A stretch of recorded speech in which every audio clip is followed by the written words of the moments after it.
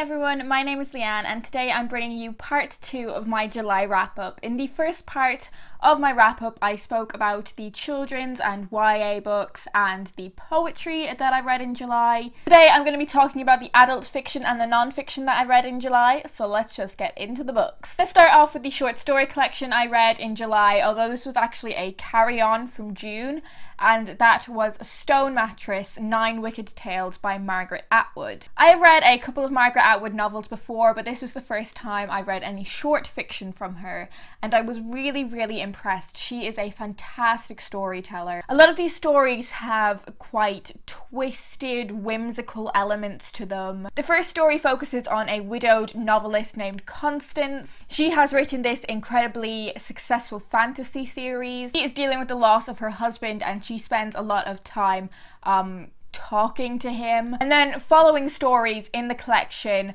look at different people in her life. So for instance, an ex-boyfriend of hers is in the following story and that story centers around him. However, that's not the case in all of the stories. Not all of the stories are interconnected in the way that the first few are. There are a couple that stand out for not being connected, and it makes me wonder why they're in the book. I feel like it would have made a lot more sense as a whole if all of the stories were connected. I also felt like these short stories didn't really stay with me as much as I expected them to. I really enjoyed reading them at the time, but other than the concluding story, I don't remember a whole lot about them, but that could be to do with the reading mood I was in at the time. At the start of the month, I was in a really bad reading slump. So I think I would probably want to revisit these stories one day because of that. Overall, I would recommend it. If you've enjoyed Margaret Atwood's writing in the past, I think you would really enjoy these ones. Now onto the novels. The first novel that I read in July was The Particular Sadness of Lemon Cake by Amy Bender. And I have quite mixed feelings on this one. So the premise of this book really appeals to me. It is a magical realism novel that features a little girl who gains the ability, although it seems like more of a curse, that she is able to taste people's emotions in the food that they prepare for her. So if her mother bakes a cake and her mother is really sad, she can taste that sadness when she eats the cake. I thought the descriptions in this novel were fantastic. The writing style was something that I really enjoyed. And ultimately this is a novel that is it's a book about family and the intricacies in familial relationships. Our protagonist begins to discover a lot of things about the people in her family. So she discovers her father's crippling fear of hospitals. She discovers that her mother is having an affair. However, I felt like these things were really brushed over. There's such a vagueness to detail in this book. I was left with so many unanswered questions. This book felt a little bit unfinished to me. It felt a little bit half-baked. Premise fantastic, writing style fantastic, but in terms of the plot, there just wasn't enough there for me. The next novel I read was Maybe in Another Life by Taylor Jenkins Reid. Taylor Jenkins Reid has become such an auto-read author for me. I want to read absolutely everything that she has written, and I haven't gotten to The Seven Husbands of Evelyn Hugo yet, but I promise you, I will. So anyways, Maybe in Another Life follows our 29-year-old protagonist named Hannah, who isn't exactly sure what she wants to do with her life. She's moved around a lot, she's had a lot of different jobs. She goes back to her hometown in Los Angeles to stay in her best friend Gabby's guest room, and one night she and Gabby go out together. Hannah ends up bumping into her ex-boyfriend Ethan, and at the end of the night she is faced with the choice of whether she should go home with Ethan or go home with her best friend. Then in alternating chapters we see what would have happened with each choice. So what would have happened if she just went home with her friend and went back to the guest room, or if she stayed with Ethan. This book is about that idea of there being parallel universes. You know, you make one choice and then someone in another universe, a version of you in another universe, makes the different choice and then they live out that situation. It's about the ideas of fate and destiny. It deconstructs the idea of there being soulmates. You know, like, is anything really meant to be? Is everything just absolutely down to chance? It explores all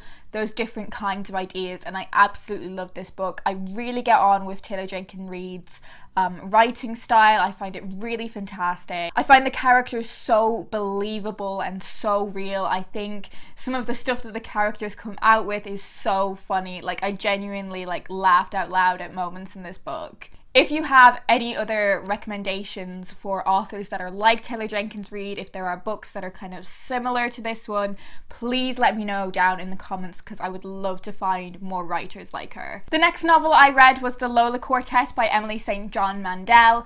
Now, I had really high expectations for this novel because I really loved Station 11. I didn't love this one quite as much, but I do think it's still a fantastic read, especially if you are someone who is really interested in books that are character studies. This story predominantly focuses on Gavin, who was one member of a high school jazz quartet. On the night of their last concert, Gavin's girlfriend Anna disappeared, and 10 years later he has not heard from her since, till he sees a photograph of a little girl who looks exactly like him and shares Anna's surname. This sets him on a journey of trying to discover what happened when Anna disappeared, and discovering what exactly were the consequences of some of their actions when they were in high school. I would say this book is definitely more character study than it is mystery. Something that I have found really appealing about Emily St. John Mandel's writing is how she can masterfully weave between different scenes and different points in time. She can go from the past into the past really, really well, and then bring us right back up to the present day. It's really, really seamless, and it's really impressive. My main issue with this book was that I was not invested in any of the characters. I didn't find any of them appealing, which in and of itself isn't necessarily a bad thing. I actually kind of quite love to hate characters sometimes. I don't think there's anything wrong with having unlikable characters, but they have to be characters that I'm invested in, and I didn't find myself getting invested in any of these characters. So that's a real shame. It hasn't put me off trying out any of her other novels. I definitely want to, because as I said, I adored Station 11, and I definitely enjoyed the writing style in this book. But yeah, I just don't think this one was for me, or maybe it was a case of right book, wrong time. Next up we have The Stolen Child by Lisa Carey, and I was very pleasantly surprised by this book. This book is set on St. Bridget's Island, which is a remote island off the coast of Ireland. It's not set in 1959, and this island is so rural that it doesn't even have any sort of electricity or anything like that. Those who live there, including a pair of sisters named Rose and Emer, are very hardy and resourceful, and things are shaken up quite a bit when an American named Bridget comes to the island to claim her uncle's old house. I don't want to say too much more about the plot of this book, other than, you know, Bridget really shakes things up. She changes a lot of perspectives, she brings a lot of uncertainty and magical elements to the island. Normally I'm somewhat cautious about books set in rural Ireland, especially from authors who aren't Irish themselves, and I'm 80% sure Lisa Carey isn't. But I thought this book was beautifully done. It was in no way stereotypical. Its engagement with Irish culture, Irish folklore and mythology and customs was done exceptionally well. And if you are in any way interested in Irish folklore, I think you would really, really enjoy this book. There were some darker elements to this book that I definitely didn't expect. It's interesting because this cover definitely screams young adult to me, but it's definitely got some more, not necessarily adult ideas in it, but morally complex ideas in it. It's an absolutely stunning book, and as I said, its engagement with Irish heritage is phenomenal. I would highly recommend it if any of that interests you. The classic that I read in July was Heart of Darkness by Joseph Conrad, and I had low expectations for this book, and somehow it still disappointed me. I'm not even gonna explain the plot of this book. It's just a rambling mess. I'm going to compare what this book thinks it is to what it actually is, and what this book is pretending to be is this deconstruction of imperialism. The novel thinks that it is so morally complex and nuanced. It thinks, and I'm saying it as if the novel has a consciousness, Joseph Conrad thinks what he's done with this book is presented a load of misogynistic and racist characters so the reader can be like, oh yeah, maybe we shouldn't be sexist and racist. Now let me tell you what he's actually done. What he's actually done is used imperialism as a backdrop for this boring white guy to have a little bit of a crisis. Like, this book isn't actually about imperialism in any way, it's just about the protagonist. And like, I'm not being funny, but self-aware racism is still racism. The only way I can describe this book is dragging nails down a chalkboard. That's what it felt like to me. I didn't like it. I really didn't like it. But a book that I did really enjoy was The Girl with All the Gifts by M.R. Carey.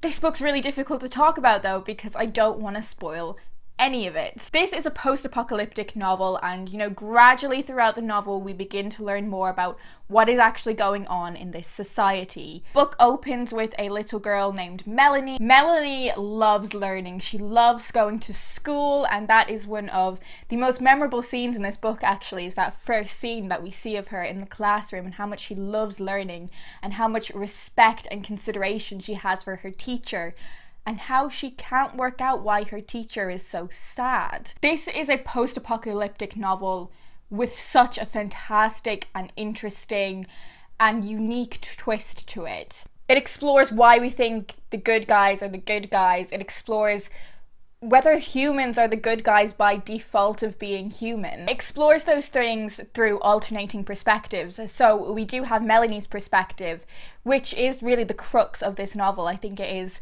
the most important perspective we have, but we also have the perspective of the teacher, a doctor, and two soldiers. It's such an original novel, and I think if you've read a lot of post-apocalyptic novels, I really don't want to say too much and reveal some stuff about this book, but essentially, if you've read a lot of post-apocalyptic novels and you find the idea of them slightly jaded at this point, read this one. Now onto the 3 works of non-fiction that I read in July, the first of which was Sarah Knight's The Life-Changing Magic of Not Giving a Fuck. I really enjoyed this book, but kind of like on a very surface level. This book is for those people that find themselves saying yes to everything, finding themselves overbooked and overwhelmed by all of the things they have agreed to, whether that's in your work life or your social life or the combination of the two. And the main idea behind this book is telling the reader about having like a fuck budget. So you have like a limited number of fucks that you can give to all the different things in your life, and once you're out of fucks, you cannot take on any more stuff. It encouraged you to care less about certain things, but it still asserted that you cannot stop caring about things entirely, and it really did assert that you need to consider people's feelings. I read this book in one sitting and I found it a very enjoyable read, but I don't think I would find myself employing any of the techniques that Sarah Knight talks about in this book. What I got from this book personally, and I think different people would get different things from this book, is that it kind of just felt like a pep talk, and it was a pep talk that I really needed, but now that I've stopped reading the book, I'm not really thinking about it that much. It was a nice, pleasant pep talk of a read. Another non-fiction book that I read in July was This Is Going to Hurt by Adam Kay, and this book left quite a bit of an impact on me. I've put a lot of sticky tabs in it. Essentially, this book is a collection of diary entries from a junior doctor about their experiences of being on the front line of the NHS in the UK and the different experiences that he went through while doing that job. The hilarious experiences, but also the extremely upsetting and difficult and terrifying experiences. I felt like before I picked up this book, I was aware of the fact that it was really difficult to be a junior doctor and that junior doctors went through a lot of difficult things and were massively overworked and underpaid. But I don't think I even had an inkling of understanding it until I read this book. Some of the things that the author had to put themselves through while working with the NHS were terrifying. Without going into too much detail, this was a slightly strange read for me because I read it in one day, like in one sitting, and then the following day I had to go to the hospital unexpectedly. And I had a really tough time at the hospital, and it just gave me so much respect for the people that were helping me and the people that were so phenomenal in caring for me. What I will also say about this book is that it is hilarious. Like, Adam Kay is now like a comedy writer. I think I remember reading somewhere that he worked on Peep Show, but it's so funny. It is genuinely laugh out loud funny, and I don't think you would be able to like get through the experience of reading this book if there weren't the hilarious moments in it. I cannot recommend this book enough, and I think if you're going to read one non-fiction book this year, definitely make this one a contender because it's so necessary. And the final book that I'm going to talk about today is The Year of Living Danishly by Helen Russell. I actually had a really fantastic reading experience with non-fiction overall this month. All of the non-fiction that I read in one day. Essentially, this book follows the author and her husband moving to Denmark for at least a year. The author's husband gets a new job, so they move to Denmark, not to Copenhagen, they move to a more rural part of the country. Each chapter of this book is a month, and in each month we learn a whole bunch of different stuff about what it's like to live in Denmark, about the social customs, about the lifestyles of the people there. We learn about their healthcare and their education. I wish a book like this existed for just every European country so I could figure out like where I want to move. It essentially is just like a fantastic guide if you're interested in moving to a country. This is what it's really like to move to this country from someone who did it. These are the things they thought were fantastic. These are the things that they thought were very strange. For instance, one of the things that really stands out to the author, and one of the things that really stood out to me, was the fact that Danish parents will just leave their children in their prams outside a shop while they go into the shop. What the hell? If I saw that happen, I would consider phoning child services. Like, that's what? But there's this huge thing in Danish culture about trusting everyone. I really enjoyed this book. It definitely lived up to all of the hype that I've heard surrounding it, and I would definitely recommend it. So that is all of the non-fiction and the adult fiction that I read in July. Do let me know down below if you've read any of the books that I spoke about and what you thought of them. I would love to have a little chat about them down in the comments. Or feel free to get in touch with me on either Twitter or Instagram. They're always down below in the description box. And also, if you are interested in donating to my Just Giving page for the Alzheimer's Society, that will be linked in the description box as well. Anyways, I hope you guys are having a brilliant day, and I will talk to you in my next video.